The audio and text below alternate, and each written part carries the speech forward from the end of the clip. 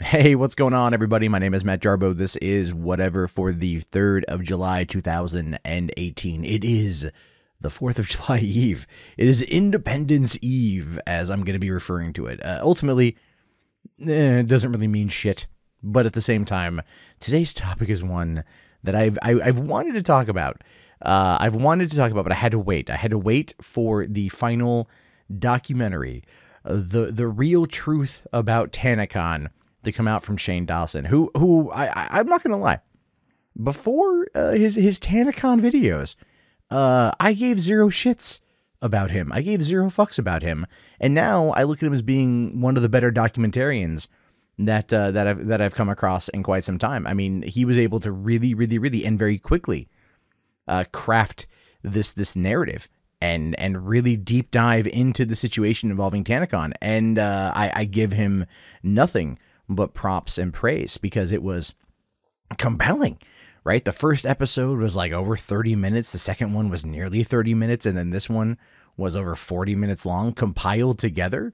You're looking at, a feature-length documentary, one that could probably end up getting itself put on Netflix. And if I were him, I would make the rounds. He wouldn't be able, he would have to retweak it pretty much. He'd have to probably cut it a little bit in order to get it ready for, let's say, the festival circuit. But at the same time, he should give it a go. He may run into some problems because it did premiere on the internet in individual pieces, and they've accumulated multiple millions of views. I think the first one, The Truth About Tanacon, is sitting at around like 6 million plus views, and the second one is about as high, and the third one I saw one that had like, I was like refreshing Shane Dawson's page. I'm like, yeah, I gotta see this. I gotta fucking know how it ends. Because I was really curious. Now, I just want to start this off by saying that everyone involved in this entire event is a chuckle fuck. Every single person involved in this is a chuckle fuck.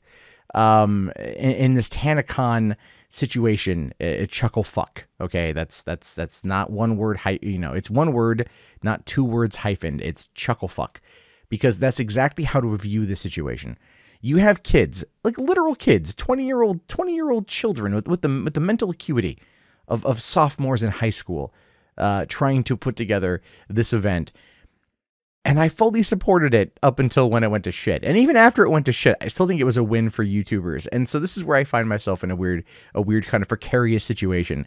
I don't care about Tana Mongeau, Mongoloid, whatever you want to call her. I don't give a shit about her, okay? She's a 20-year-old, very privileged young woman who embellishes stories as a way to make herself popular. And, hey, look, more power to her, okay?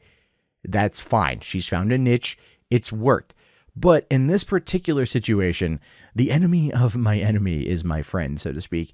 And her hatred, and that's a fair way to describe this, her hatred of Vidcon is one that really, honest to God, resonated with me. It did. It resonated with me in the way that I was fully on board with supporting this. And if I could have gone and actually supported Tanacon, I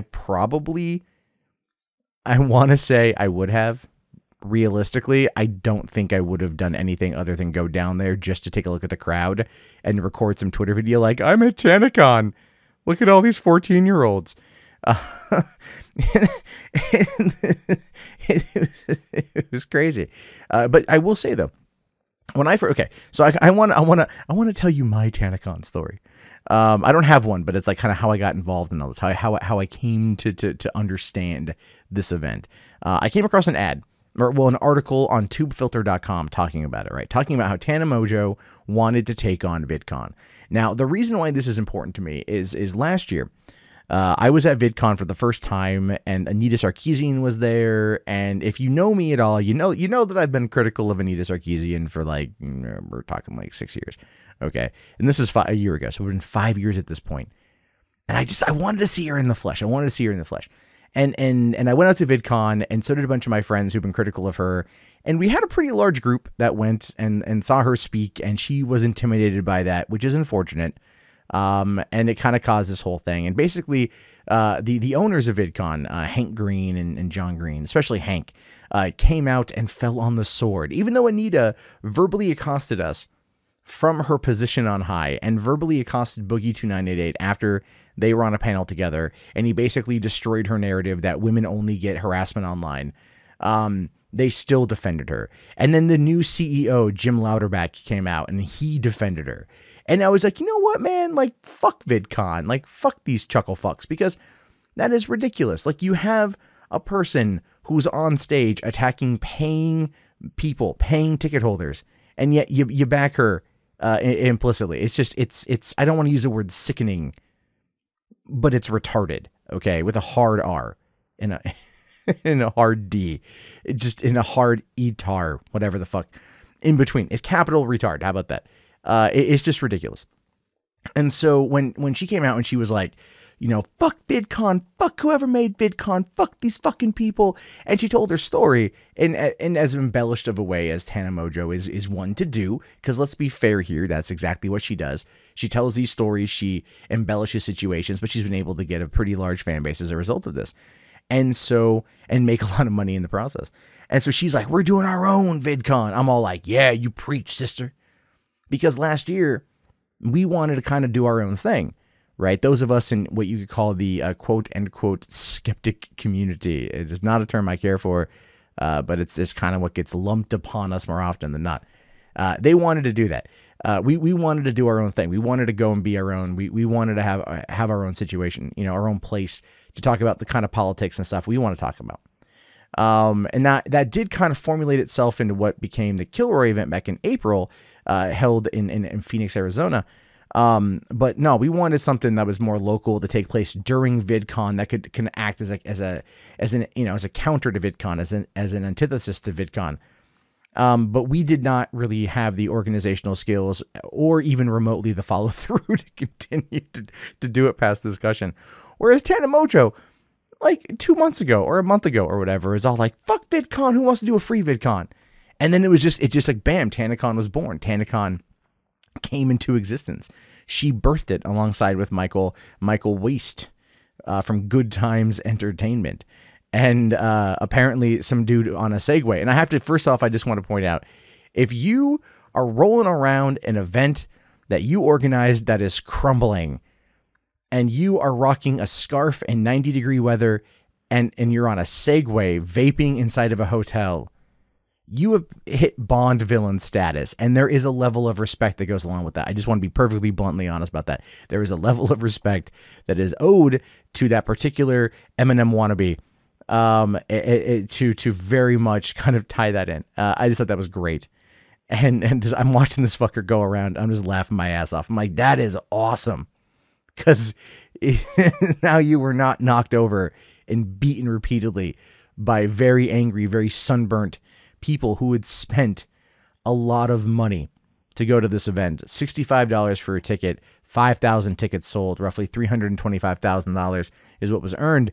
And it's falling all around you, and you're just vaping and on a Segway. It's like a millennial Bond villain.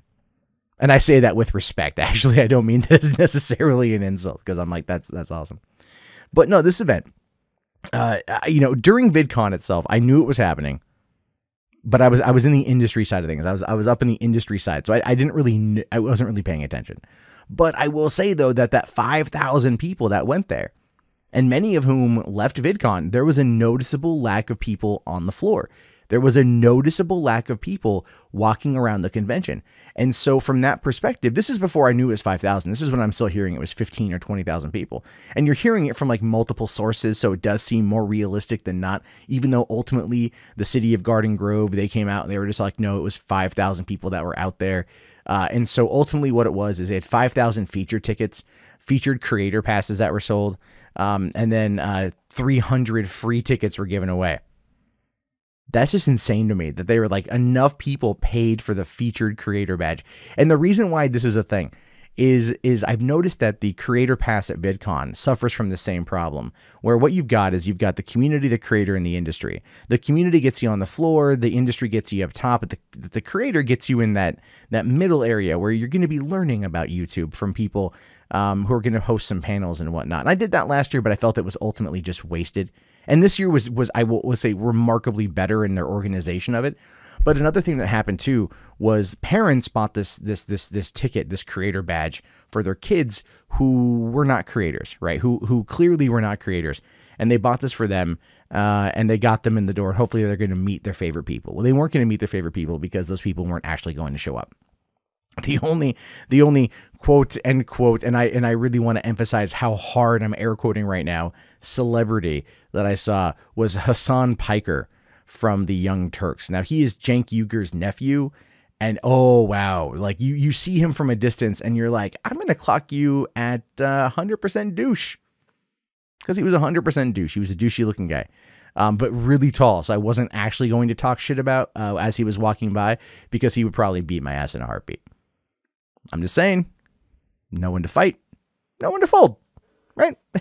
Fundamentals of life. But now that I'm in the comfort of my office at 11:35, you know, it's I can talk all the shit about that guy that I want. He's nowhere near me. But the point is there's not much in the creator. So that was the whole point, though, is parents buy these tickets for these kids. These kids want to go and they want to enjoy it, and they want to be a featured creator, because these kids, they look at people like Tana Mongeau, and they look at people like Shane Dawson and the other people who were there with, I have no idea who they are, and they want to be like them. They go to Vidcon in order to meet their favorite people. They go to Vidcon in order to meet the people that they want to be like. I mean, I waited in line for like 2 hours to meet Philip DeFranco. End of the day, totally worth it. Why? Because he totally recognized me. It was so cool. But that's the whole point, is like you meet people there that you know. I mean, there are tons of people that came up to me and they were just like, can I get a picture with you? And I'm all like, yeah. You know, like, I mean, it's cool. It's cool for a multitude of reasons. But you still have to be realistic about what VidCon is, and realistic about what to expect, and to manage those expectations. And that's kind of what Tanacon didn't do. Tanacon didn't manage expectations. They sat there and they sold this elaborate tale. And I don't want to come out and be like, it was 100% a lie. They scammed people, because there was a lot of that narrative going around. I don't view it as being malicious. I view it as being absolutely 100% naive. And looking at some of the footage that Shane Dawson showed that was behind the scenes, because they were documenting everything, you could tell that they were just kind of talking each other up. They were hyping each other up to the point of where they were like super into it. You know what I mean? Like, yeah, like people, like, was it Tana said that one line about like people love being oppressed in the sun? I'm gonna think of a whole demographic of Americans that don't. So, you know, I'm just saying that probably not the best thing you could say in that particular regard. But at the same time, she's 20, you know, he. She doesn't know what she says, sort of thing. That's her entire angle. That's her entire push. I get it. It's the Tana. It's what Tana does. So there's that. But so they go to the Marriott, which is about 1.7 miles away from the convention center. I thought it was in the same area, because there's a Marriott that's at the Anaheim Convention Center, and I guess they went down the way, and I didn't realize that. And the 5,000 people showed up. People couldn't get in, but they still had the party. They still were able to get some stuff going, and it still ultimately fell flat, because so many people showed up, and they had to have known like that it couldn't have held 5,000 people, right? They had to have known that it would have been packed. I mean, like, Ballroom 20 in the San Diego Convention Center used to be the biggest room. It used to be where all the big panels were, and it held 4,300 people. Okay, and then they decided to open up Hall H and turn Hall H into, well, what it is, which is the big hall there. And that holds 6,500 people. And I've been in that room multiple times over the course of the past, you know, what it feels like a decade and a half, probably less than that, but it feels like it.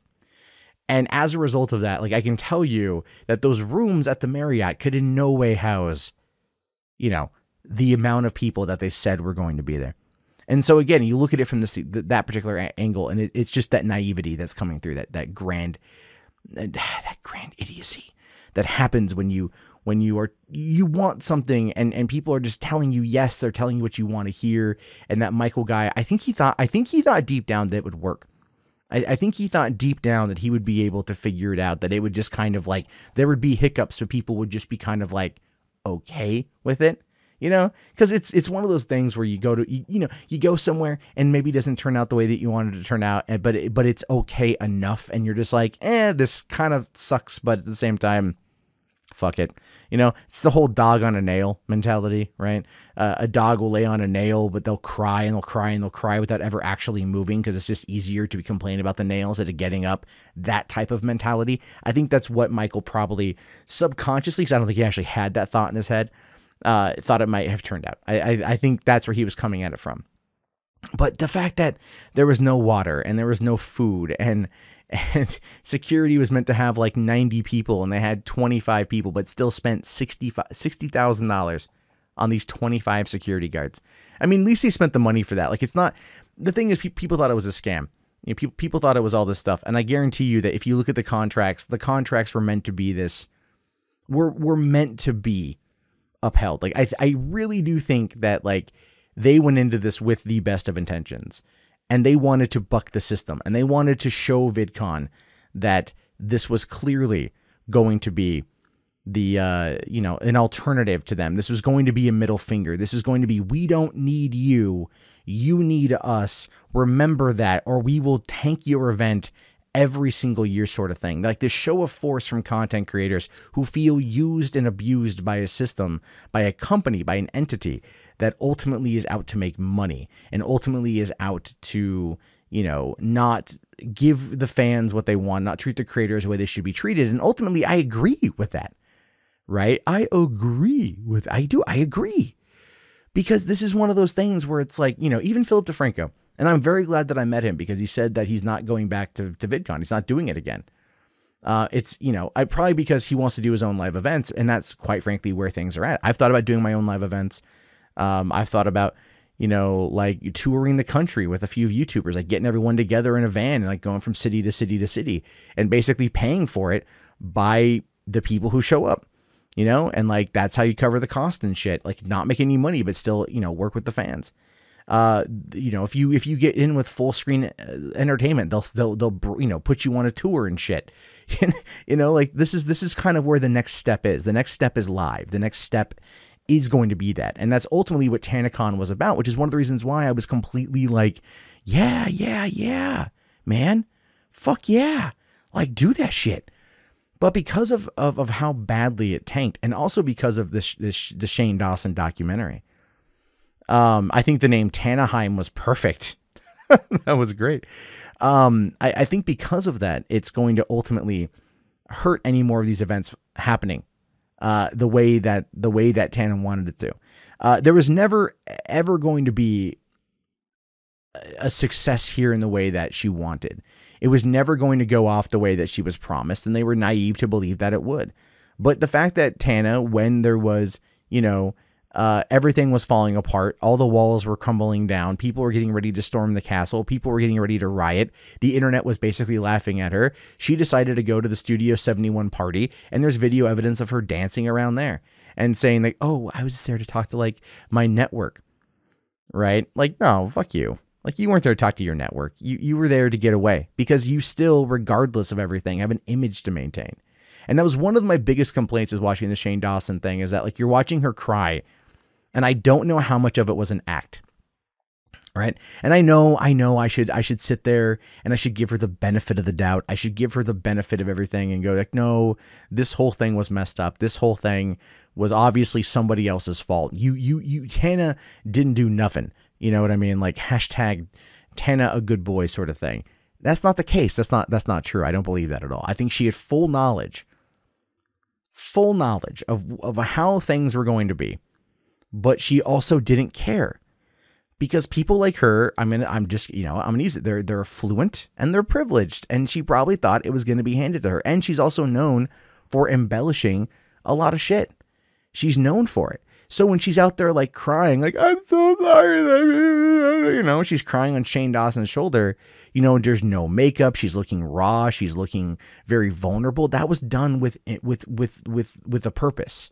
That was done to do that. That was done to sell a narrative. And ultimately, she was probably more vindicated than not by the end of that documentary, just based upon the fact that Michael clearly didn't know what he was doing. Good Times Entertainment clearly had zero grasp of the overall situation and everything else. And he was, I think, just trying to like save face by the end there. Like he's like, oh, I'm going to lose my house, you know? And then she's like, no, his parents' money, they own that house, but he works with people who are afraid of him. Like how? Like that's the other thing. That was the thing too. She sets up this villain narrative. And that's multiple times in the final piece. There's this villain narrative about it. And I'm just going like, come on. He's like the wimpiest Bond villain ever. Again, that segue. Again, I thought that was great. But still, that was what she was pushing. That was the narrative she was pushing. That he was maliciously acting like this in order to very much like scam the situation, that he was just, he's a mean person, that he's that everyone hates him, that, you know, his other clients came to her privately. She started throwing him under the bus there by the end. She started just saying all this shit about him. He's not there to defend himself. Shane Dawson didn't talk to any other creator to get that scoop. She didn't talk to anyone else who has some kind of ancillary knowledge that was shown in there to back up those particular claims. So Tana's out there just slandering this kid. And they're both around the same age, apparently, you know, and then they start crying. I'm so sorry. I didn't mean to hurt you. It's like, then no, you're creating the drama. So like leading into it, I was definitely more on Michael's side starting off, you know, like Tana fucked up. And then I talked to a buddy of mine and he's like, no, by the end, because he'd already finished the third part of the documentary. He's like, oh, by the end, you're going to be more on Tana's side. And I got to the end and I'm like, yeah, no, I see what you're talking about. But at the same time, no, fuck these people. Fuck that shit. Like they have no organizational skills. They just sat there and acted like idiots the entire time. And you know, put together this haphazard event. And all they did is they set back these events for YouTubers by years. Because the thing is, if this was meant to be a fuck you to VidCon, this was ultimately a victory for VidCon, because they showed that with proper planning and proper, you know, management and proper execution, these events go off without a hitch. Whereas this, you know, 20-year-old vapid blonde from Vegas who tells stories about how time she's been arrested and I don't know, makes out with Bella Thorne, which, let's be fair, ew. All right, I'm just saying, like, ew. Moving on. Yeah, it's gonna set it back a little bit, because other YouTubers out there, I think they wanted to support it. Looking at all the people that were going to support Tanacon, like Miranda Sings was going to be there, and a bunch of people are going to be there. I think they were going to support it because they wanted it to be this thing. They wanted it to be this next level. They wanted it to be their own event. They wanted to make something for themselves. They wanted this to be a success, so then they could then justify it for themselves. And when it failed as badly as it did, and Shane Dawson comes out like the new fucking Michael Moore of YouTube, and he just like lays out this video or 3 videos explaining everything, it really does go to show you that like this is one of the reasons why the entertainment side of things, the companies, are going to end up still reigning supreme. Why people like companies like Fullscreen are going to use that as a way to entice further creators to come over to their fold. With Studio 71, very similar probably. I have no idea. They ghosted me at VidCon. I was supposed to go to their party. They ghosted me. Whatever, man. I'm a little salty. I will fully admit. You know, I was looking forward to that. The guy was like, oh, yeah, come out to our party and shit. I text him, and then he's like, oh, is this Mundane Matt? I'm like, yeah. He's like, nothing back. Ghosted. Well, fine. I don't want to be in your crappy club anyway. But that's a big part of it, though. Is this is only going to push back things for YouTubers wanting to do this kind of shit. The only way it's going to work, and I'm being honest here, it's got to be a small affair, a small intimate affair that's going to end up really pushing people to go. It's got to be a centralized location. It's got to be at a time when people can get themselves out there, and you got to be able to handle it in a way that is going to be able to possibly cater to the people you're bringing in. And I understand why they wanted to do VidCon. I get it. They wanted VidCon because everyone's going to be out there at the same time. That's why we wanted to do it during VidCon, because everyone's already going to be in Anaheim at the same time. But this unmitigated dumpster fire of an event is just going to set things back because it wasn't handled by a mature person. It wasn't led by a mature leadership, and it wasn't ultimately even explained or apologized for by someone who has the cognitive ability as a mature, functional adult to handle it. Now, Michael apparently is on the hook for like $325,000. He's going to lose money on this deal 100%. But it's you know, whether or not we get Tanacon 2.0 is yet to be seen. Actually, let me drop down my predictions for that. Tanacon 2.0 will happen. Tanacon 2.0 will happen at Vidcon 2019. Tanacon 2.0 will be at a much larger venue. It will be at it will be probably not as close by, but it will definitely be wherever they can get it. And it will definitely be better managed, be better organized, and it won't be dealing with Michael. And Tana's going to come back to probably at a pure stubbornness to try it again. But the question remains if she would actually be able to pull it off. I have no idea. I have no idea if her at the age of 21, because she'll be able to drink legally at that point, would you know, make it her big 21st birthday bash sort of thing, and bring people out there. Her fans might give her the benefit of the doubt because they're going to want to be part of the party. The fans were going to this because they wanted to be part of the experience. Fans always go to these events because they want to be part of this experience. And ultimately, that is just where we kind of find the situation. So I do predict Tanacon 2.0 will happen. I predict it will happen during Vidcon next year. I think that it will be better organized. And I have a feeling that this entire documentary will be shown to a large audience of people during it. It will be screened. Hell, it might even be screened at VidCon next year as a subtle fuck you, which would be really, really, really funny if it did. Be really, really, really funny if VidCon found a way to give that subtle middle finger to Tanacon. Because even look, here's the thing, it's a dumpster fire. It was terrible, but it was attempted, and that is something that should not be forgotten. It was in fact attempted. You know what I mean? Like. What's that old saying, like, don't cry because it's over, smile because it happened, sort of thing. Like there's that. It was attempted. It had a big show of support, ultimately failed, but it's a lesson learned situation. And those kids will be able to come back with those lessons learned and make something that's going to probably be a little bit more intimate and go off without a hitch. Even though ultimately I think a lot of people out there don't want it to be them that makes it successful the first time out the gate, but there's always going to be a pioneer. And, you know, fuck, I don't want to give her any fucking credit. And if anyone could pull it off, it's probably going to end up being Tana Mongeau because, well, for all intents and purposes, she is a very dedicated 20-year-old who works hard at her craft, even if I think she's an idiot. And I think she would definitely be the person to bring this thing home. And everyone else is waiting for her to succeed so that they can then latch onto it and be a part of the first Tanacon that actually didn't suck. So that's where I think things are going to be. I just wanted to talk about Tanacon for a while tonight on the show. This is my whatever. I've been following it all weekend. I've been waiting for Shane Dawson's thing. And curious to know your guys' thoughts on this one. Did you care as much as I did? Probably not. What are your thoughts on it overall? Let me know. And if you've made it this far in the video, type coconut into the chat. Just type coconut. And that way I know you've made it this far. And if you haven't already, thumbs up the video, subscribe, and I'll chat with you guys tomorrow. Have yourself a great day. My name is, of course, Matt Jarbo. This has been Whatever, and peace out.